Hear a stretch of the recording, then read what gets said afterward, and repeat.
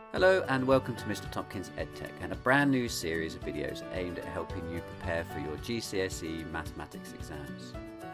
In this series I'll be giving a complete walkthrough of the GCSE mathematics practice papers to help you prepare for your exams this summer. Now there are not so many of these and you don't want to squander them, so make sure you try the paper yourself first before you look at these solutions. This particular paper is OCR November 2019, paper 6, higher tier. Check the front cover of your paper to make sure it's the same one.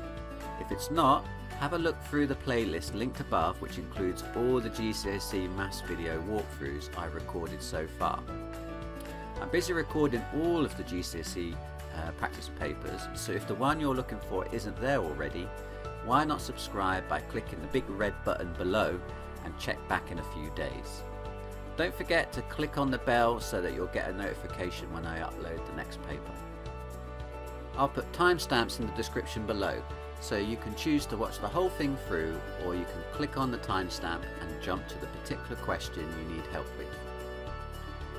If you have a question, check the comments below, as someone else might have already asked the same thing. If it's a new question, leave it in the comments and I will try and answer all of them as soon as I can. Don't forget to mention which question on the paper you're referring to and try and be as specific as possible. Finally, if this video helps you with your revision, please give it a thumbs up. It will really help me out, and why not share the link with your friends, because they might need a helping hand too. Okay, let's get into it. Welcome along to another past paper walkthrough. Today we're having a look at OCR November 2019 series. This is paper 6, which is the higher tier paper. Let's get cracking. Question 1. Solve 3x minus 5 is greater than or equal to 10. Show your solution on the number line. Well, if you know how to solve an equation, you should also know how to solve an inequality, because the method is exactly the same. Now, if I'd had 3x minus 5 was equal to 10, so it's an equation, then what you do is you do the same thing to both sides, don't you? So, and try and get x by itself, and that's exactly the same thing you do with inequalities. So here I've got 3x minus 5 on the left-hand side. I want to get x by itself. So first off, I'm going to add 5 to both sides.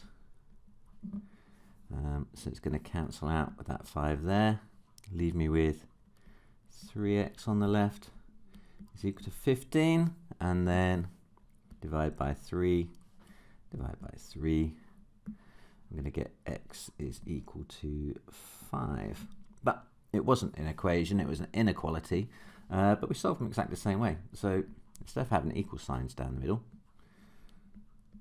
just going to have a greater than or equal sign, and it's still true all the way down. Okay, so my final answer is x is greater than or equal to 5. Okay, now how do I show that on a number line? We need to put a circle at that value 5. Okay, now whether or not you have an open circle or a filled circle depends on the sign itself. If it's greater than, I'm going to have an open circle like that, because the 5 itself would not be a solution. If it's greater than or equal to, then that circle is filled in. Okay, and then I put an arrow in the direction that my solutions belong. So here I want all the values that are greater than 5, so it's in this direction. Okay, so it looks like that. Solid circle at 5 and an arrow pointing to the right. Question 2. Amrit's income is 32% more than Bethan's income. Amrit and Bethan's combined income is 54,868. Calculate Amrit's income. Okay, so let's call this, well, it's a bit of an algebra question, this, isn't it? So we've got Amrit's income and we've got Bethan's income. Now we're told that Amrit's income is 32% more than Bethan's income. So if we say that Bethan's income is x, then Amrit's income is 32% more than that, isn't it? Okay, so if we say that Bethan's income is 100% and we add on 32%, we've got 132%. So Amrit's income is 132% of Bethan's income. I'm going to write 132% as a decimal number, which is 1.32. In other words, Amrit's income is going to be 1.32x. Okay? So Amrit's income is 1.32x and Bethan's income is x. So their combined income then, adding those together, is going to be 1.32x plus x, which is 2.32x. Okay, so their combined income is 2.32x, and we're told that their combined income is 54,868. Okay, so 2.32x is equal to 54,868. So now this is just an equation in x we can solve, isn't it? So if we divide both sides by 2.32,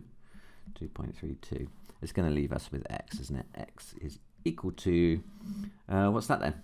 Grab the trusty calculator and find out. 54,868 divided by 2.32. I make that 23,650. Now that's going to be Bethan's income, isn't it? Because her income was x. So 23,650. Now we want Amrit's income, which is 1.32 times 1.32 times x, isn't it? So Amrit's income is going to be x 23650 times by 1.32. What's that then? That comes out to be 31,218. Okay, so that's my final answer. 31,218. Wow, that's 5 marks. Amazing. Question 3. Jacob, Amelie, and Ruben each roll a fair 6-sided dice. What's the probability that all 3 roll a number less than 3? Give your answer as a fraction in its simplest form. Okay, so what's the probability that all 3 roll a number less than 3? Well, what's the probability of rolling a number less than 3? So what's the probability of rolling less than 3? So that's going to be, well, how many outcomes are there that are less than 3? When I roll a dice, I can get 1, 2, 3, 4, 5, or 6. And which one of those are less than 3? It's 1 and 2, isn't it? 3 is not less than 3. So there are 2 outcomes out of 6 outcomes which are less than 3, which simplifies to 1/3, doesn't it? Okay. So what we want, though, is the probability that all 3 roll a number less than 3. So what we have to do then is probability that all 3 less than 3. Well, if they all roll less than 3, that means Jacob rolls less than 3, and Amelie rolls less than 3, and Ruben rolls less than 3. Now you can use in probability a bit of a shorthand that if you can construct your probability using the word and, like it is here, Jacob and Amelie and Ruben all roll under 3, then you need to multiply. So and in probability is multiply or is add. So here it's going to be the probability that Jacob rolls less than 3 multiplied by the probability that Amelie does multiplied by the probability of Ruben doing so. Okay, so a bit of a shorthand. And means multiply, and or means add in probability generally. Okay, so that's a kind of a handy little thing to remember to simplify things down a little bit. So 1/3 times 1/3 times 1/3, that is 1/27 then, 1/27. Question 4. The diagram shows 2 rectangles A and B. Got rectangle A here, it's got sides 25 and 12, and I've got rectangle B where I don't have any sides for it. It says rectangle A has width of 25 and height of 12. Well, that was in the diagram. The width of rectangle B is 3 times the height of rectangle B. The area of rectangle A is equal to the area of rectangle B. Find the perimeter of rectangle B. Okay. Let's go through this line by line and add information to the diagram as we go along. So the first line of it, says rectangle A has a width of 25 and a height of 12. Now that is already on the diagram. It's here and here. Okay, now the next line says the width of rectangle B is 3 times the height of rectangle B. Okay, so we don't know the width or the height, but we know the relationship between them. In that case, we can use some algebra. So if the width is 3 times the height, then if I make the height x, then the width is going to be 3 times that. It's going to be 3x, isn't it? Okay, so I'm going to have x and 3x. And then finally, I've got the area of rectangle A is equal to the area of rectangle B. Okay, so this area in here is the same as the area in here. But what is the area in rectangle A? Area of A is going to be, well, the area of a rectangle is just base times height, isn't it? So 25 times 12, what's that? It's going to be 300, isn't it? 300 centimeters squared. Okay, so that means if A is 300 centimeters squared, then so is B. And we can see that our two things multiplied together, 3x and x, are going to be that area then, isn't it? So for area B, the area of a rectangle is base times height, which is 3x times x, which is 3x squared. And we know that's going to be the same as rectangle A, so that's going to be equal to 300. So in another question where we form an equation in x and we can solve it, dividing both sides by 3 to start with. So it's going to give me x squared is equal to 100, making x equal to 10. Okay, so then that means this rectangle is 10 by 30 then, isn't it? Okay, so if the rectangle B has length and width 10 and 30, then the perimeter of B is going to be 10 plus 30 plus 10 plus 30 then, isn't it? Okay, in other words, it's going to be 80. What's the units? Just flat centimeters, isn't it, for perimeter, because it's just a distance. So perimeter B is going to be 80. Ooh, another 5 marks. Nice. Question 5. K invests £1,500 in an account paying 3% compound interest per year. Neil invests £1,500 into an account paying R% simple interest per year. At the end of the 5th year, K and Neil's accounts both contain the same amount of money. Calculate R. Give your answer correct to 1 decimal place. Okay, so we're going to have to start with K, because K we've got all the information for, isn't it? She's investing £1,500. It's 3% compound interest, and it is for 5 years. Okay, so with percentages, I use a triangle to remember which way around to do it. Final, original, multiplier, and I work out what I've got. Final, original, multiplier. What are my values? Final is the amount you get after the interest has been applied. Original is what you started with. So final is what I'm trying to find. Original is 1,500. Multiplier. Now, with percentage increase questions, we always start with 100%. So if I'm adding on 3%, then I've got 100% plus 3%, which is 103%, which is 1.03. It's a multiplier. Okay. What do we want? We want to find the final. So let's cross that out, and that tells me what to do with the other two. Final equals original times multiplier. Final equals original times multiplier. But with compound interest, we need to add one extra thing to this. We need to add number of years. So we take multiplier and we raise it to the number of years that we're applying this interest, because we're applying 3% interest, then 3% interest, 3% interest 5 times over. That's why we're applying the multiplier 5 times. So let's sub in the values that we know. The original amount was 1,500. Multiplier is 1.03, and the number of years is 5. Okay, so tap that into the calculator. So 1,500 times 1.03 raised to the power of 5. That comes to 1,738 and 91 pence. So £1,738.91. Okay.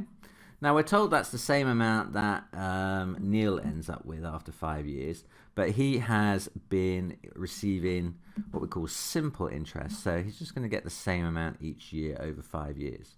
So if we work out what percentage increase Neil got in that 5 years, and we divide it by 5, then we should know how much interest he earned each year. Okay, so how much interest was earned in that 5 years as a multiplier? Okay, so I'm going to do another calculation. Final, original, multiplier. Now this time I know the final amount. It is Neil's final amount of money, which is 1,738.91. I know the original amount. It was how much he invested to start with, which is 1,500. This time it's the multiplier I'm trying to find, isn't it? Because I want to know what interest he received on his investment over the 5 years. Okay, so covering up the thing that I want, M, that tells me that multiplier is equal to final divided by original, which in this case is going to be my 1,738.91 divided by 1,500. Okay, now I've still got the full calculator value in my calculator, so I'm just going to divide that actually, so I don't lose accuracy. So just going to press divide 1500. Okay, that comes out to 1.159 equals 1.159. Now that's a decimal, isn't it? Okay, which is what as a percentage? That's going to be 115.9%. Okay, so if he started with 100%, he ended up with 15.9%. Then that means he's going to have a 15.9% increase over 5 years. So in 1 year, it's going to be 15.9 divided by 5 then. Okay, and again, I'm just going to use my full calculator to work this out. I'm going to take away 1 just to get the percentage, and I'm going to divide it by 5. Okay, so that comes out to be, what, 3.2%?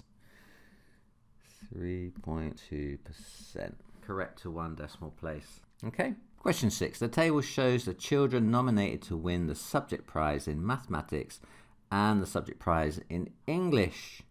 The winner of each subject prize is picked at random. It is possible for Alice to win both prizes. In what percentage of combinations of prize winners does Alice win at least one prize? Okay, so I think what we want to do here is maybe list all the possible outcomes and then see how many of those involve Alice winning something. Okay, so with these, I like to keep one thing the same and then go through the other thing and then back to the beginning and change it. So I'm going to start with AA. I'm going to keep maths the same, A, and I'm going to change English. So AC, AG, AS. When you've been through all the combinations for Alice, then I'm going to switch to Ben and do the same thing. So BA, BC, BG, BS. And then EA, EC, EG, ES.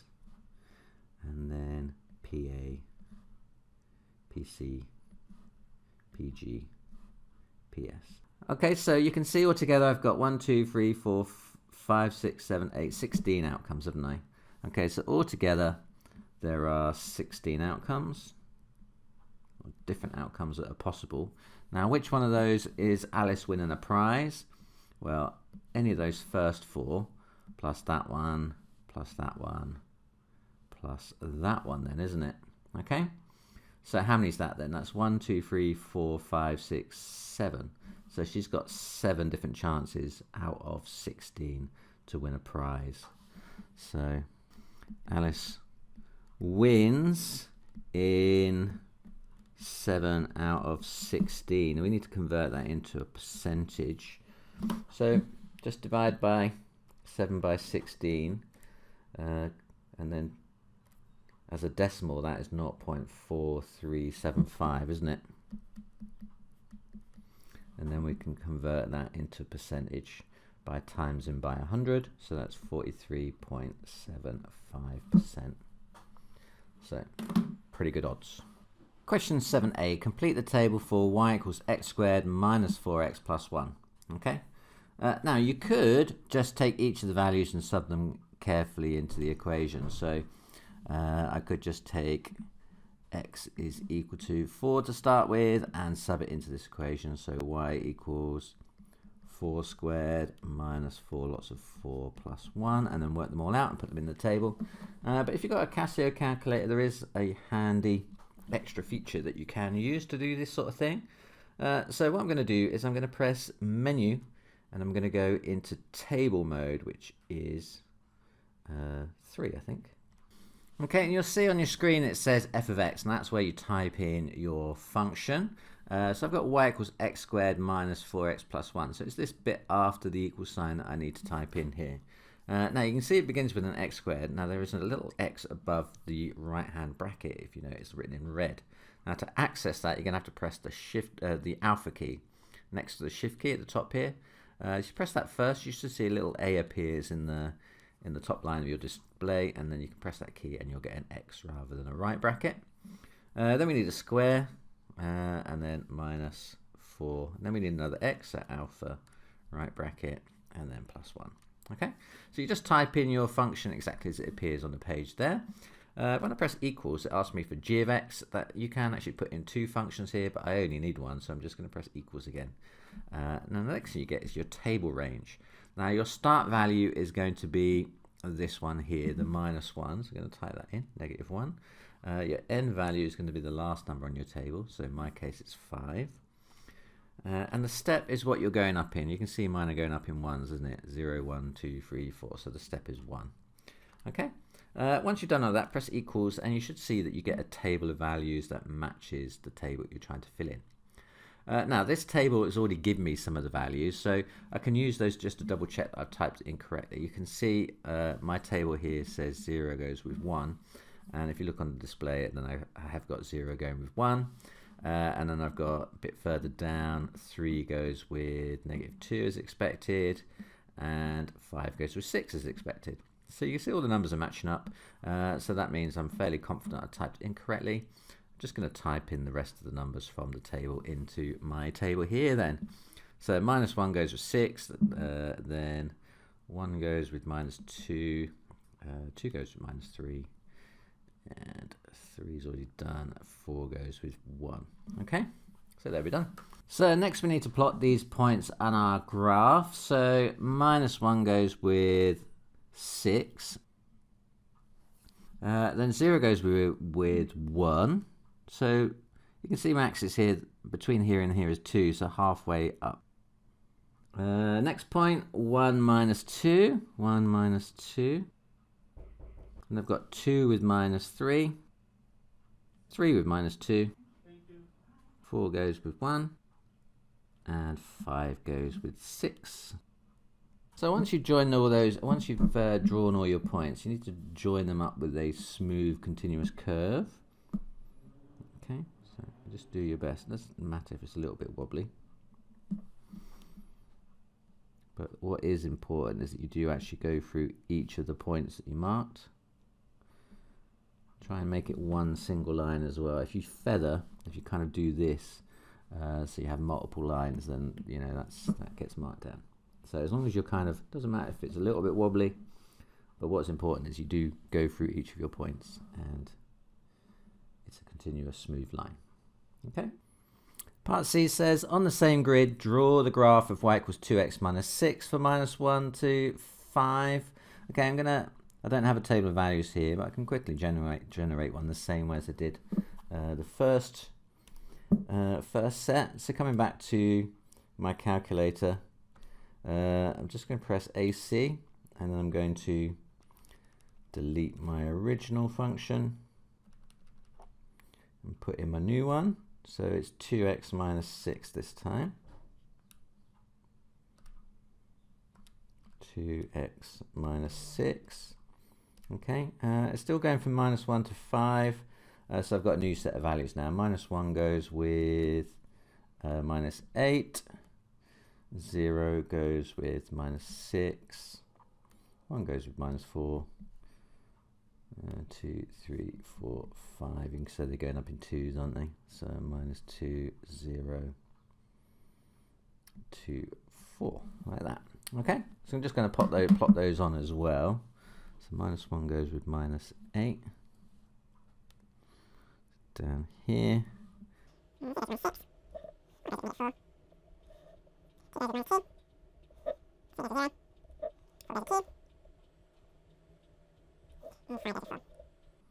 Now you should have a pretty good idea about what these graphs are going to look like before you draw them.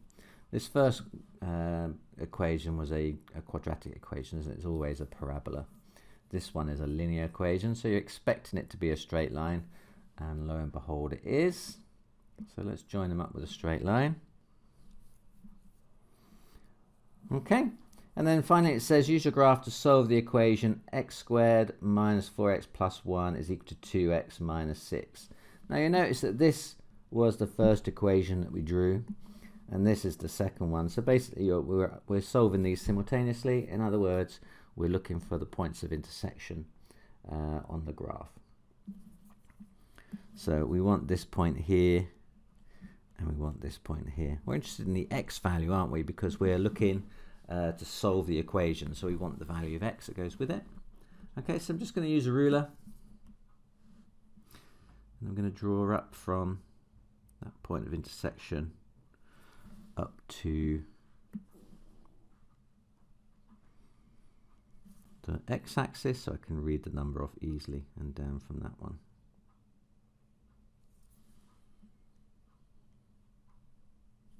Okay, so we're looking for that value there for x, and we're looking for that value there for x. So we've got two solutions.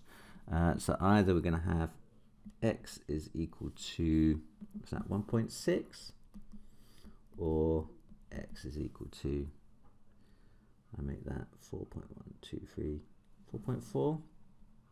Now if your graph results are like plus or minus 0.1 either side of that, then I wouldn't stress about it too much.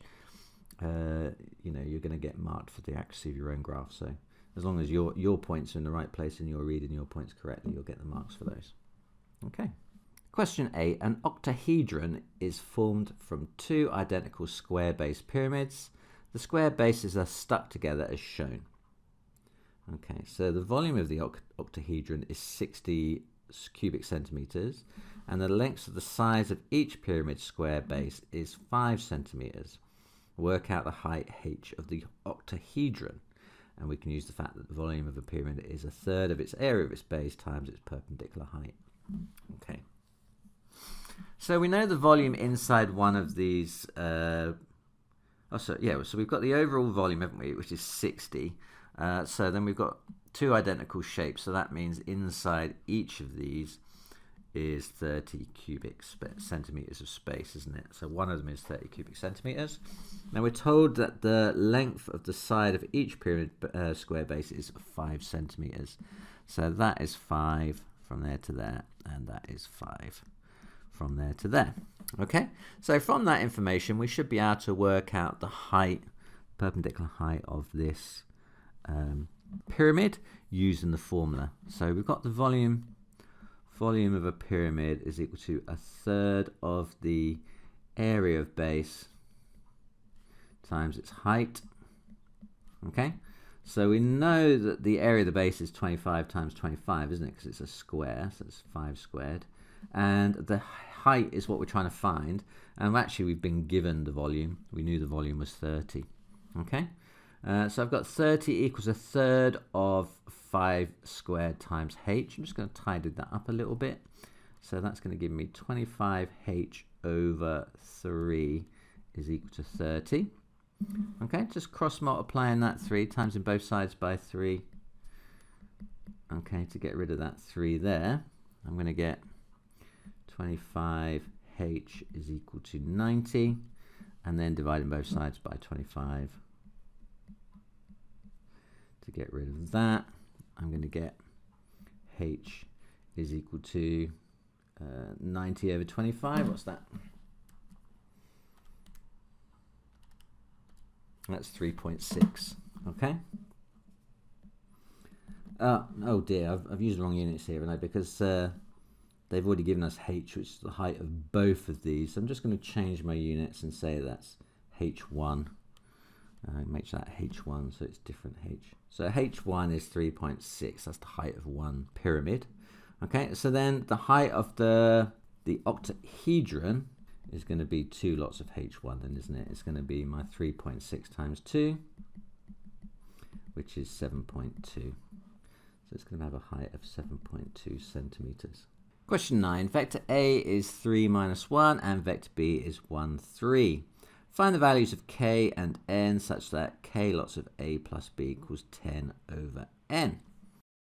Okay, so k times A plus B is equal to 10n. Let's sub in our vectors A and B. So that's k lots of 3 minus 1 plus 1, 3. And we know that that is equal to 10 over n. So when I add two vectors together, you add like with like, don't you? So we're going to add the 3 and the 1 together, and we're going to add the minus 1 and the 3 together. So that's going to give me k lots of 4, 2, and that is equal to 10n. Okay? Now when you multiply a vector by a scalar, you're going to multiply both the 4 and the 2 by k. Okay? So that tells me that 4k, 2k is equal to 10 and n. Okay? So then comparing like with like then, so I've got this 4k here and that's equal to 10, and I've got this 5k here and that's going to have to be equal to n then, isn't it? Sorry, 2k here is going to be equal to n. So I can equate those now. I can say that 4k must be equal to 10, which implies that k is equal to 10 divided by 4, which is 2.5. And I can say that 2k is equal to n. Now I know that k is 2.5 now, so 2k is 5, so n must be equal to 5. So k is 2.5 and n is 5. Part B says Gavin starts to draw a diagram to show that a plus 2b is 5, 5. Complete Gavin's diagram. Okay, so you recall that a then was the vector 3 minus 1 and b was the vector 1, 3, wasn't it? Okay, so from there I can see that this vector down here, this bottom side of the triangle here, is, let me just put an arrow on it to show you, this one here is the vector a, isn't it? Okay, so I can label that one a, because you can see for every 3 units you're going along, you're going 1 down. Okay, now this side here, from here to here, that is vector b. So I'm going to draw an arrow on there as well. So that is vector b. That takes me 1 along and 3 up. Okay, so then I've got another b here. So this long line here is actually 2 lots of b, isn't it? So I've got vector a, and then vector b, and that takes me from there up to there. And we're told that's equal to 5, 5, is it? Well, if you count from where we started to where we ended up, you can see that that is 5, 5, isn't it? So the resultant vector is 5, 5. Okay. So yeah, I think that's fine. So I'm just going to label the vertices on the vectors on there appropriately, and that should complete the diagram. I think that's clear enough. Question 10. 9 consecutive numbers are written on a 3 by 3 grid. They are arranged in ascending order in a spiral as shown. Karen writes the numbers 3 to 11 on her grid. The total of the first column is 3 plus 10 plus 9, that's 22. Karen says the total of the first column is 1 less than the total of the second column. Show that this is correct for Karen's grid. Okay. Well, the first column is 3 plus 10 plus 9, which we know is 22. Second column is going to be 4 plus 11 plus 8. What's that equal to? 1923.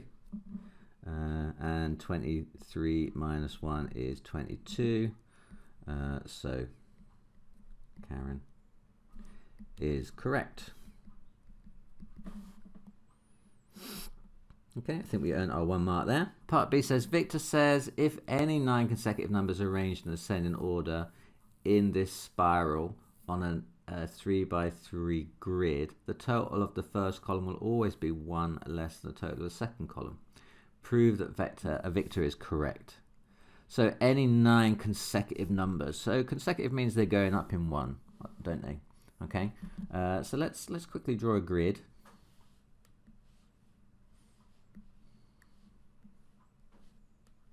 Which is 3 by 3.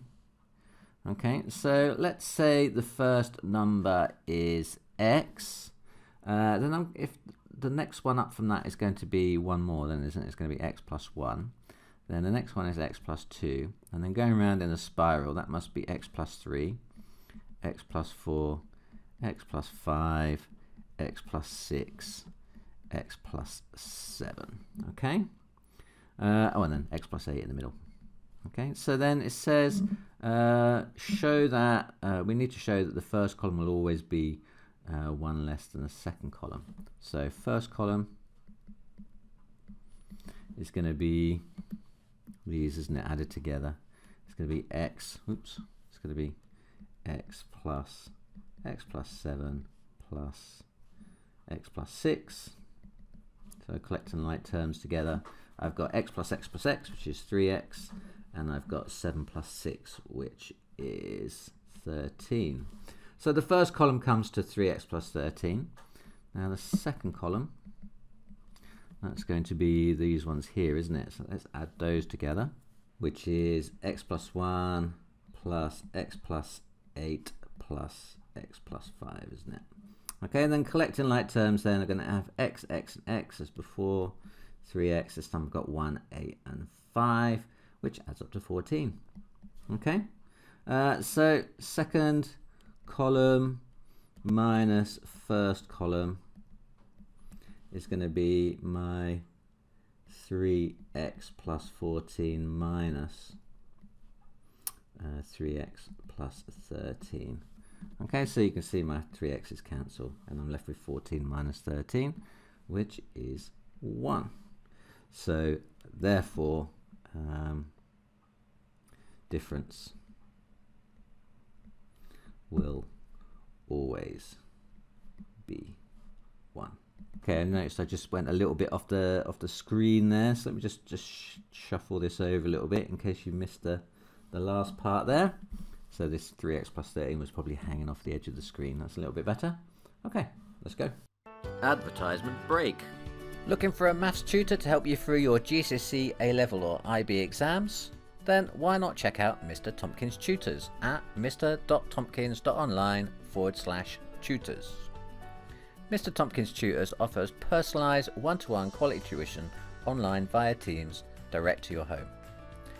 Tuition is delivered by myself and a team of first-rate teachers who I've personally known and worked with for years. All have qualified teacher status in the UK and a recent full DBS disclosure, so you can be confident that you're in good hands. To find out more and request a trial lesson, simply visit the website linked below and complete the online form, and we'll be in touch with you soon. Until then, let's get back to the maths. Question 11. A sequence is defined by the rule un plus 1 is equal to 5 lots of un minus 15. If u3 is 6, calculate u5. Okay. So what we've got here is what we call a term-to-term rule defined algebraically. So un plus 1 is 5 lots of un. So the next term, un plus 1, is 5 lots of the previous term minus 15. So this is kind of given as a term-to-term rule rather than a position-to-term rule. Okay. So if u3 is equal to 6, then u4 is going to be 5 lots of u3 minus 15. The next term, u4, is 5 lots of the previous term, u3, minus 15. So if u3 was 6, that's going to be 5 lots of 6 minus 15. 5 6s are 30, take away 15, that is 15. So u4 must be 15, and u5, the fifth term, must be 5 lots of u4, the fourth term, minus 15. And we've just worked out that u4 must be 15, so that's 5 lots of 15 minus 15. So 5 15s minus 15 is 4 15s, so that is 4 lots of 15 is 60, isn't it? Okay, so u5 is going to have to be 60. Right, now u2, we're going to have to do a bit of working backwards here from, we know that what u3 is, so if I use using un plus 1 is equal to 5un minus 15. So I want to work backwards and find what u2 is from u3. So u3 is going to be 5 lots of u2 minus 15, isn't it? Now I know u3, it was given at 6. So 6 is equal to 5 lots of u2 minus 15. I'm going to have to rearrange this and make u2 the subject. Okay, so I can find out what it is. So add in 15 to both sides. Just going to kind of work as if it is a normal equation to solve. So that's going to cancel with that. It's going to leave me with 21 is equal to 5 lots of u2, and then dividing both sides by 5. It's going to cancel, leave me u2. So u2 is 21 over 5 then, isn't it? u2 is, what's 21 divided by 5? 21 divided by 5. 4.2 apparently. So u2 is 4.2. 4.2. Part B says, Trevor says if u1 equals 3.75, then u100 must be 3.75. Show that Trevor is correct. Okay.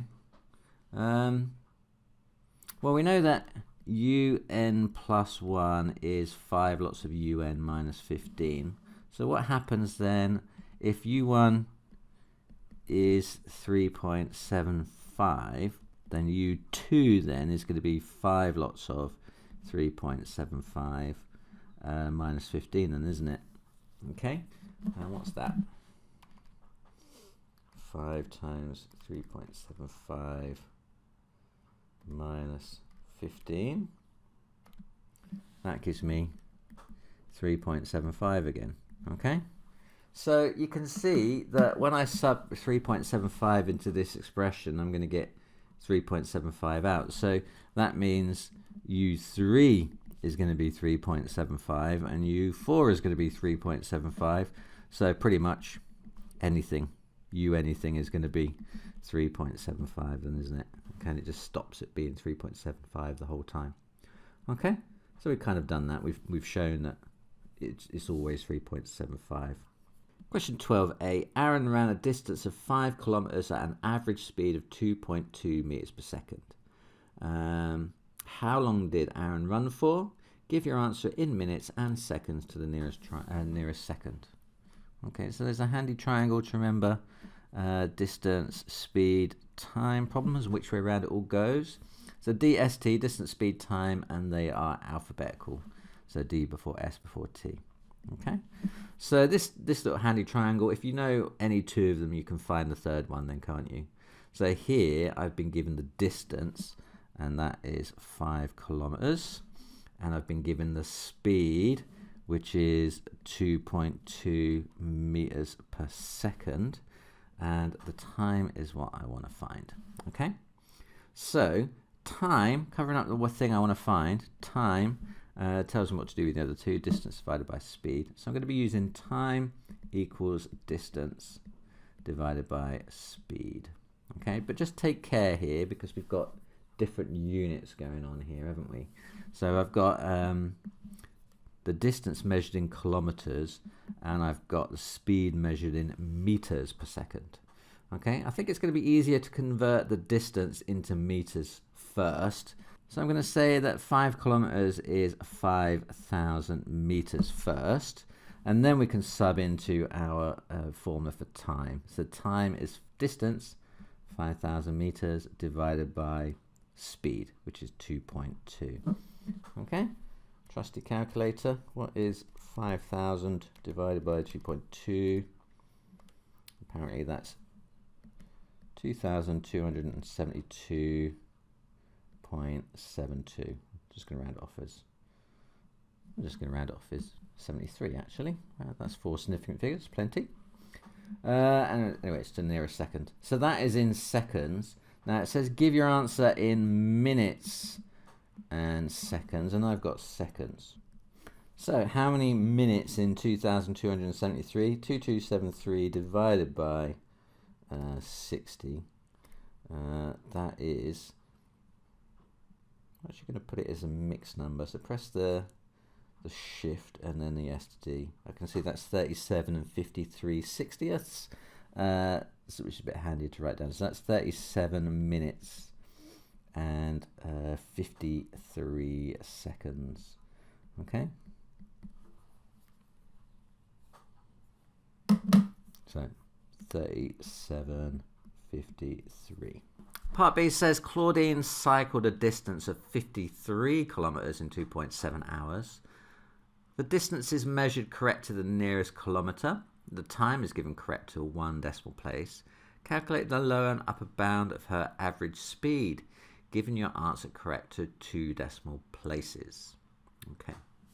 Now my advice on these upper and lower bound questions is to draw a number line for each of your quantities. Mark on the value you've been given. So for the distance, that's 53 kilometers.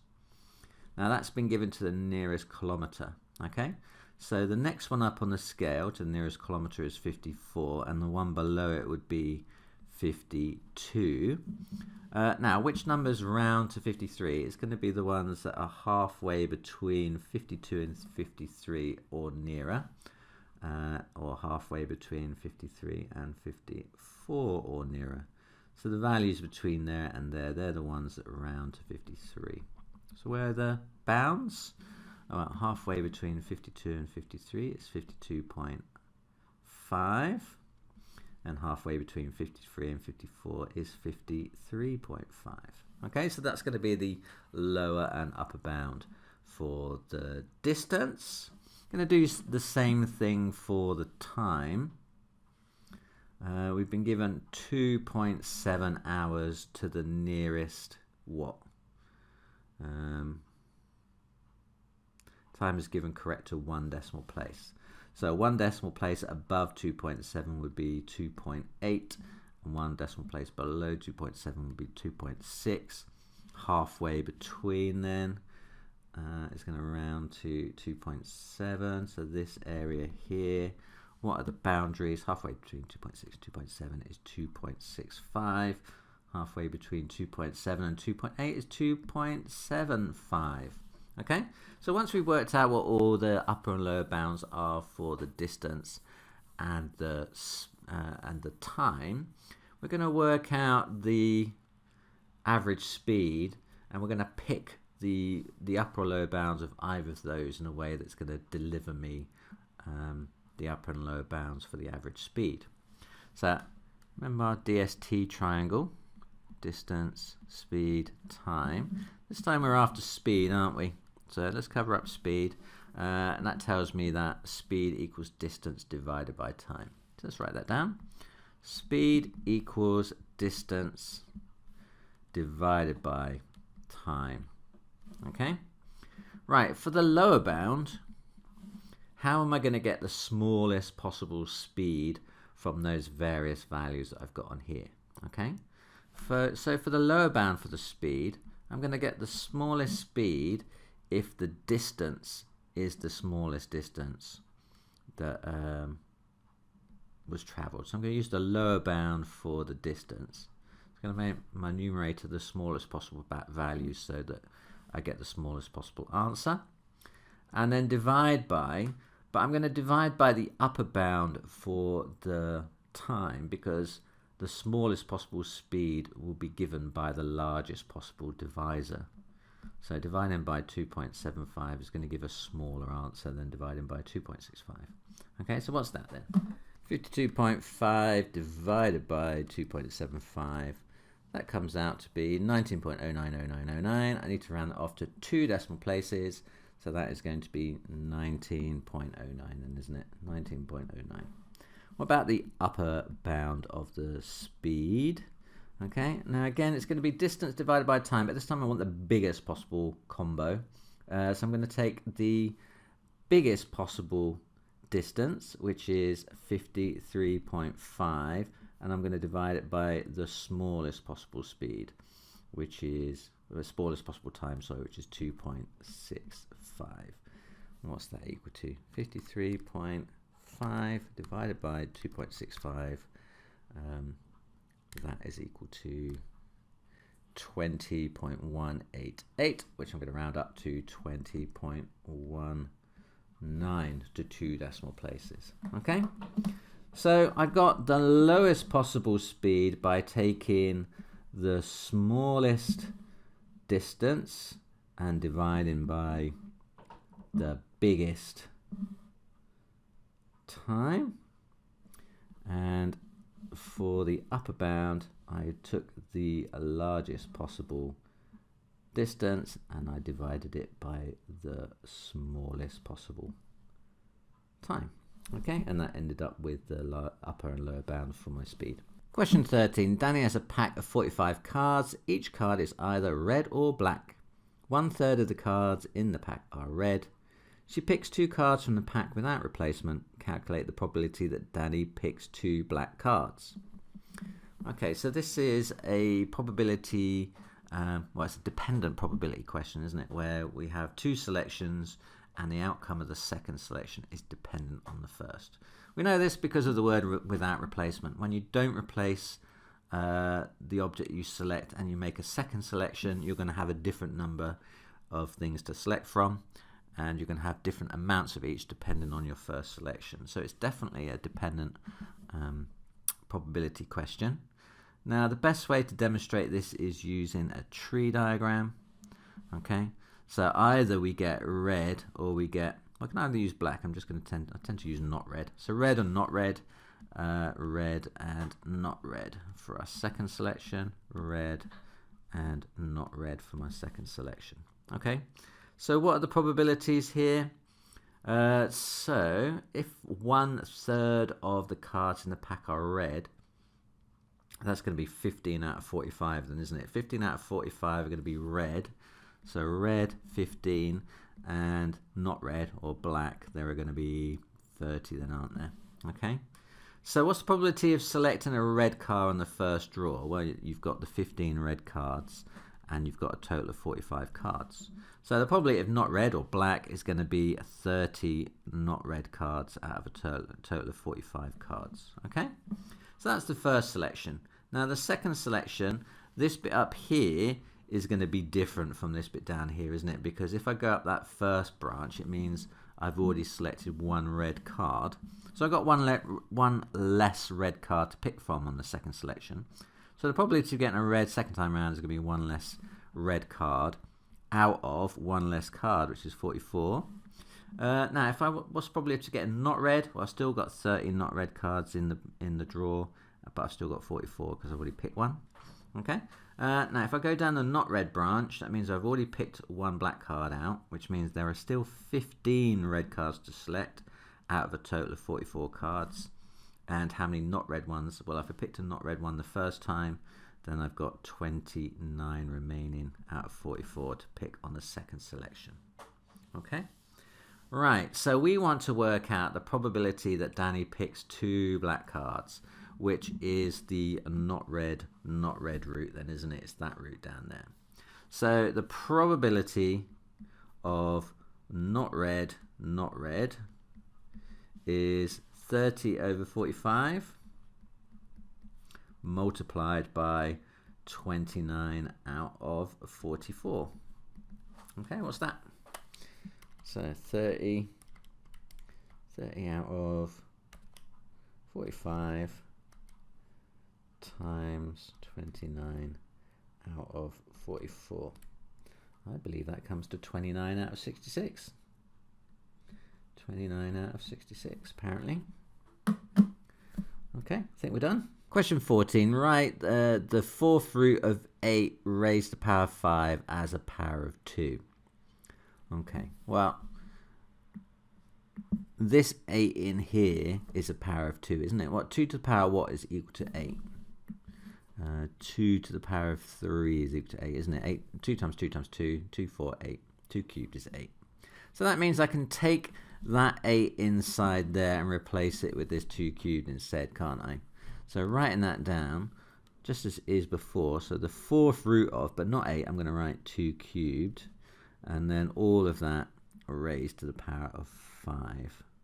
Now this is a 3-mark question, so I think we need to tidy this up a little bit before we finish. Now I've got the fourth root of 2/3. Now the fourth root is a fractional power, isn't it? So finding the fourth root is the same thing as raising something to the power of 1/4. So this is the same thing as 2 to the power of 3 to the power of 1/4 raised to the power of 5. Okay, so what's that? So got an index of an index, so let's deal with that first.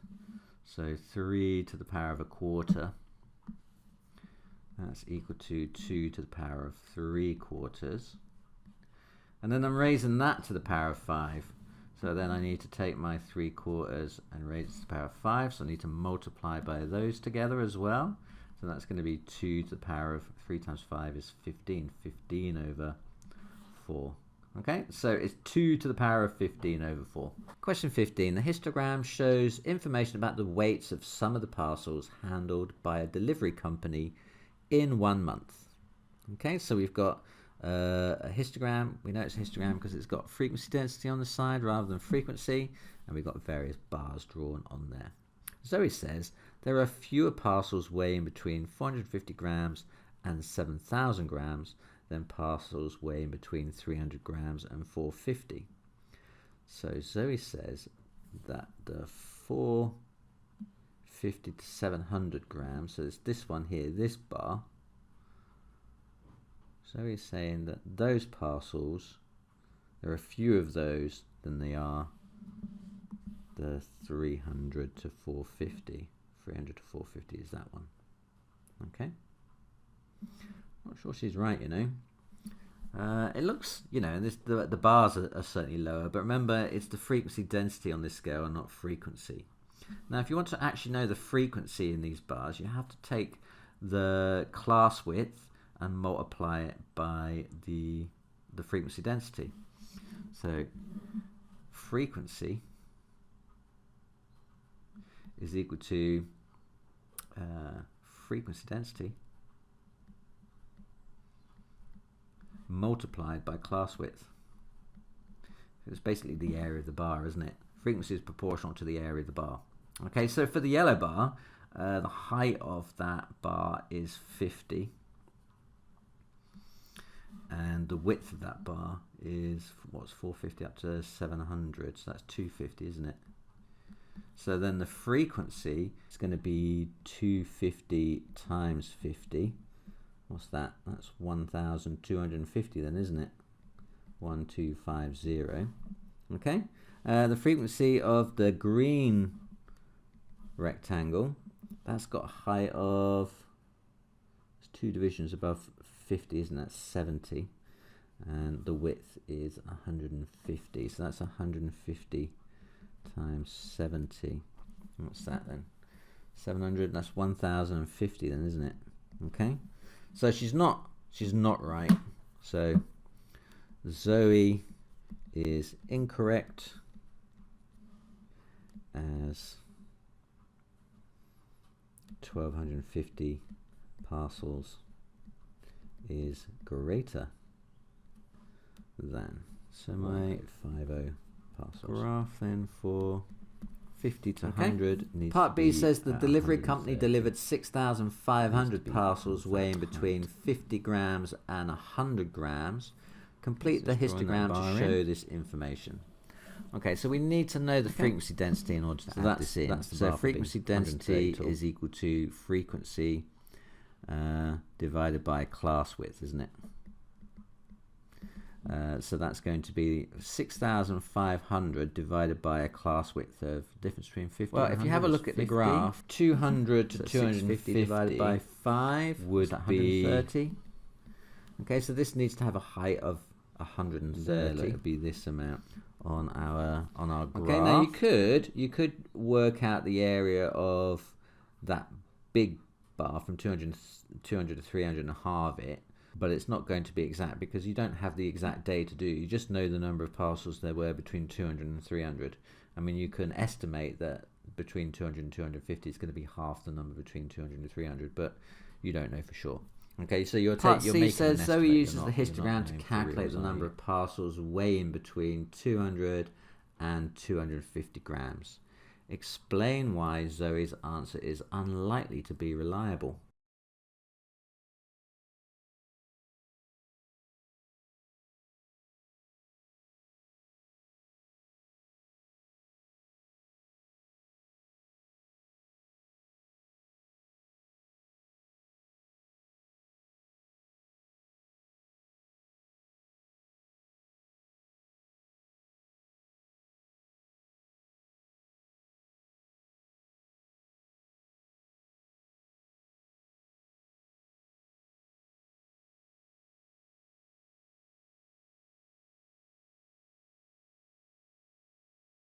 I'm going to write down, we don't know the exact number of parcels between 200 to 250 grams as the data has been grouped 200 to 300 grams.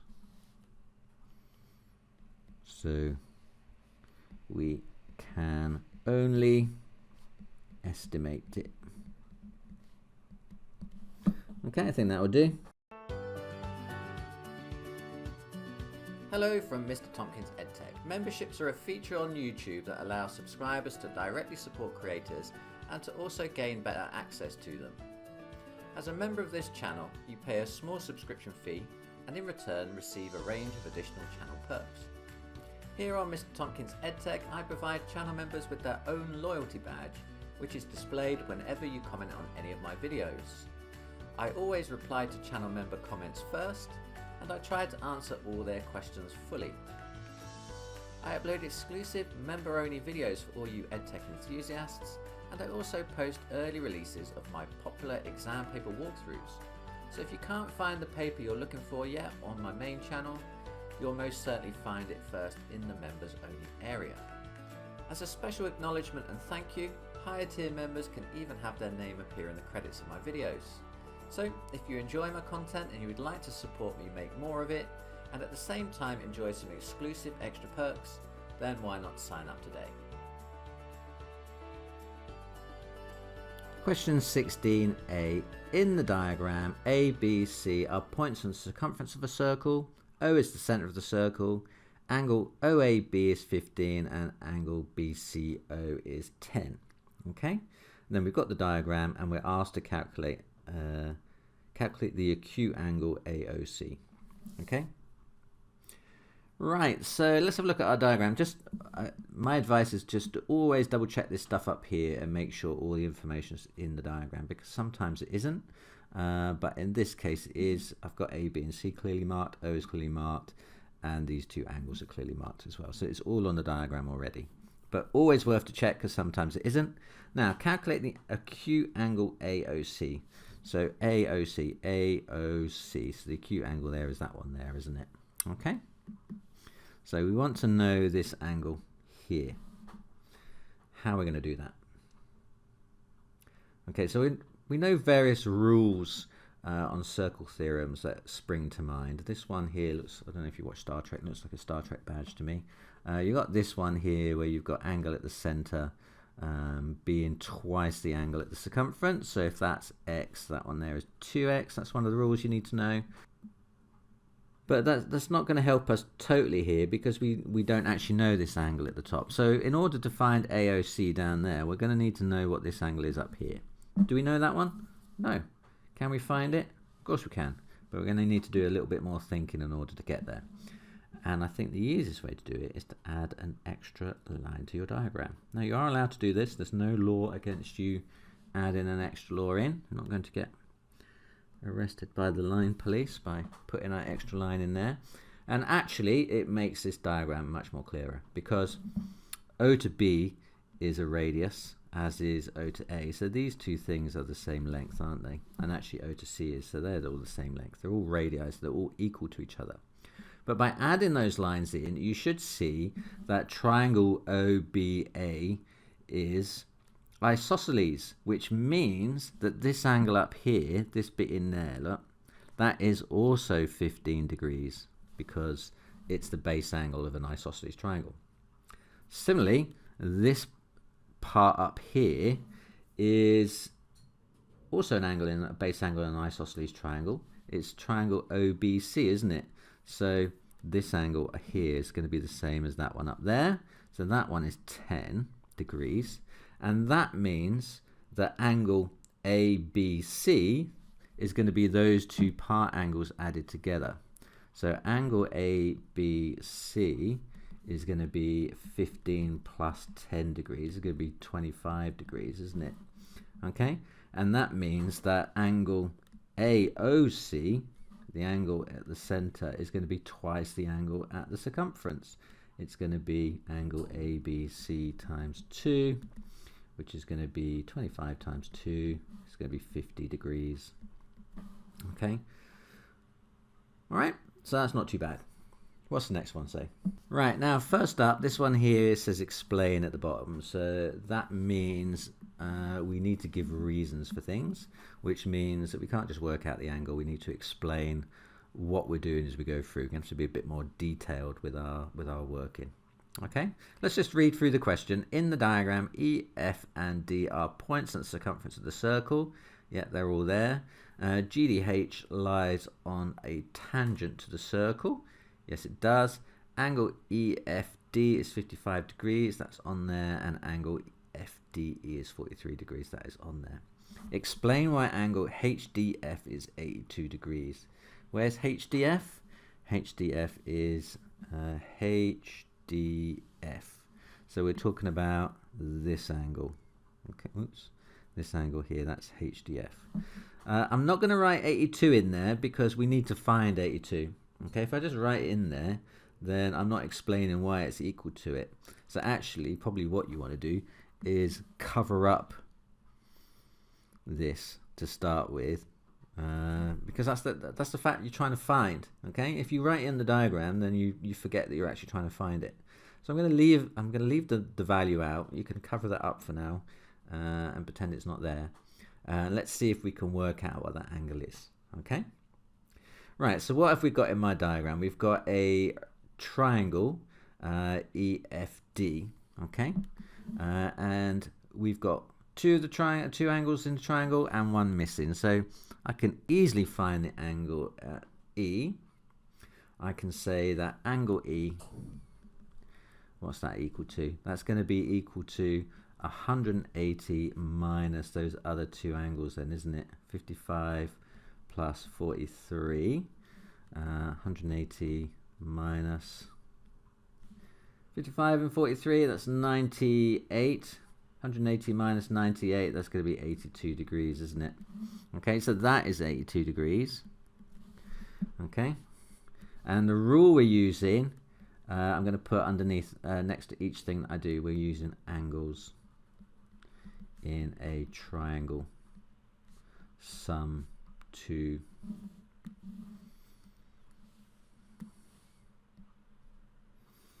180 degrees. I might just be a little bit clearer and say in triangle EFD to start with. Okay, so in triangle EFD, then E must be 82 because the angles in a triangle sum to 180 degrees. Right, now I can use another one of my circle theorems now straight away to find the angle down there that I'm looking for, HDF, because I remember this one here, which is the alternate angle theorem, which says the angle between a tangent and a chord drawn at the line of point of contact is equal to the angle in the alternate segment. In other words, this angle here, the angle between a tangent and a chord drawn at the point of contact, is equal to the angle in the alternate segment. It's this one here. So we can say straight away, actually, now then, so therefore HDF is equal to 82 degrees, and the reason for that is the alternate segment theorem. Okay.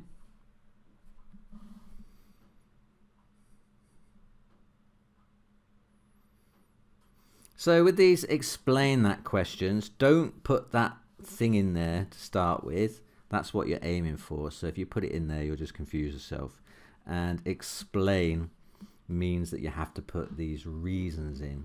So if you just work out the angle, then you'll only get half the marks for it. You know, you have to actually show your thought process and the rules that you are applying. Question 17. A triangle has vertices A, B, and C.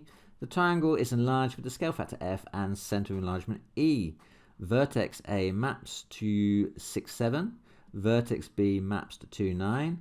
The first thing we need to do is find the coordinates of the center of enlargement E. Okay, so probably what we're going to do is plot these 2 points to start with. So let's plot A and B onto the diagram. So 6, 7 is the image point for vertex A after it's been transformed.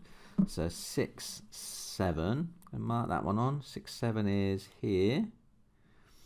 Okay, now I'm going to call that one A dash, the image of A. Okay, now B maps to 2, 9. That's interesting. 2, 9. Wasn't immediately what I thought it was going to look like. That's B dash. So I can see something interesting has happened here. It's not a straightforward enlargement, is it? No. So how are we going to find the center enlargement? Well, it's very simple. What you need to do is take a ruler and join matching points together, and they should converge on the center of enlargement.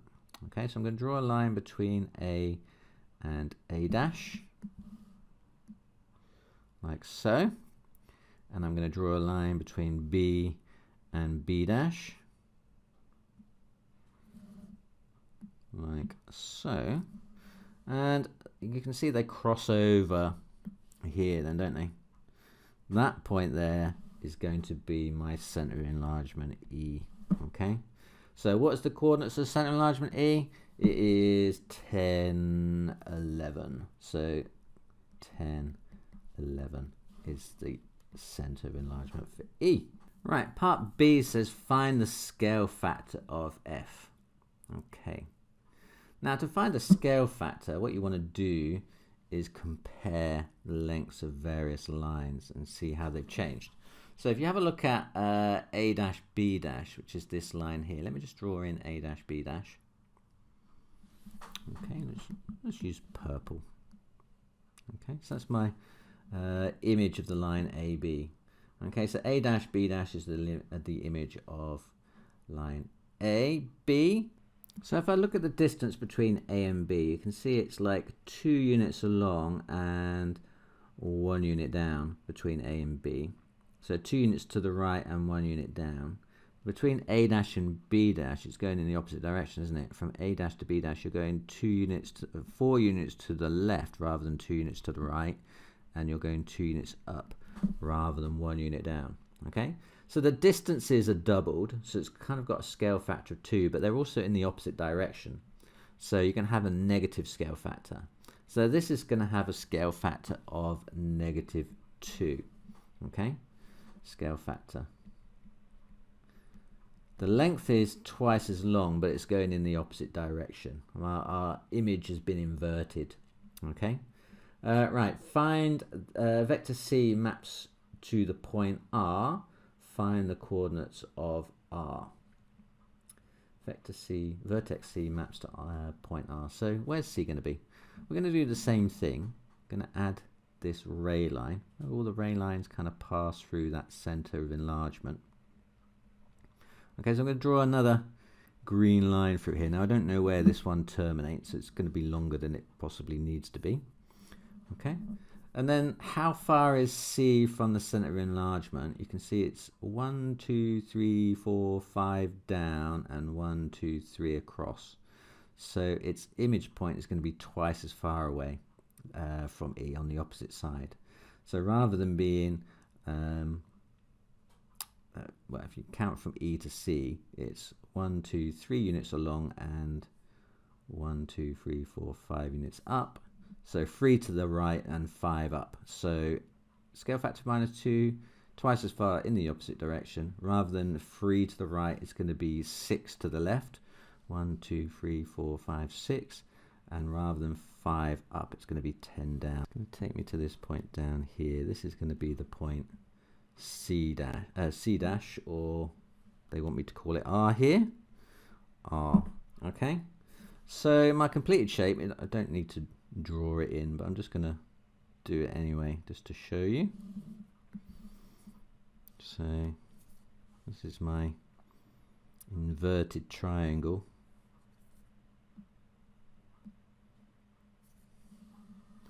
And the coordinates then of R are going to be 4, 1 then. 4, 1. Okay, job done. You can find more exam question compilations over here. For more past paper walkthroughs, click down here. If you want to visit my Amazon shop with my recommendations for calculators, revision guides and other maths related stuff, click down here. Good luck in your revision and in your exams, and see you again next time.